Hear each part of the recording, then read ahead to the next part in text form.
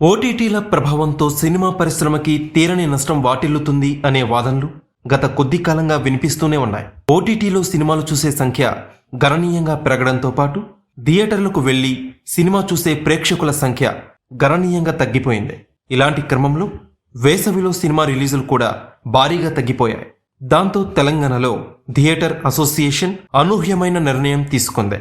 వాస్తవానికి వేసవి వచ్చిందంటే పెద్ద పెద్ద హీరోల సినిమాలు రిలీజ్కి సిద్ధమవుతూ ఉంటాయి. కానీ 2024 సమ్మర్ మాత్రం విపత్కర పరిస్థితిని ఎదుర్కొంటోంది. తెలుగు రాష్ట్రాల్లో ఎన్నికలు రావడంతో చిత్రాల రిలీజులు వెనక్కి వెళ్లాయి. దాంతో సినిమా థియేటర్స్ అన్నీ కూడా వెలవెలబోతున్నాయి. దాంతో వాటి మెయింటెనెన్స్ భారం తలకి మించిన వ్యవహారంలా మారింది.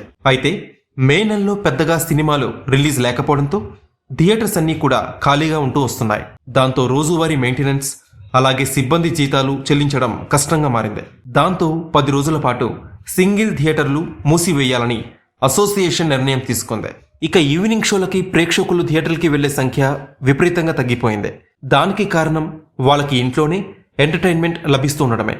ఓ పక్క ఓటీటీలో కొత్త సినిమాలు, వెబ్ సిరీస్లు, ఇక స్పోర్ట్స్ లవర్స్కి IPL 2024. ఇది వరకు జనాలకి కేవలం సినిమా ద్వారానే ఎంటర్టైన్మెంట్ లభిస్తూ ఉండేది. కానీ ఇప్పుడు ఎంటర్టైన్మెంట్ ఎన్నో రకాలుగా జనాలకి చేరువవుతూ ఉండడంతో కొత్త సినిమాల్ని కూడా జనాలు లైట్ తీసుకుంటున్నారు. ఇక స్టార్ హీరోల సినిమాల విషయానికి వస్తే టాక్ బాగుంటే తప్పితే థియేటర్స్ కి వెళ్లడం లేదు. సో ముందు సినిమా మౌత్ టాక్ పాజిటివ్ గా ఉంటేనే ప్రేక్షకులు థియేటర్ కి క్యూ కడతారు అనేది సుస్పష్టం.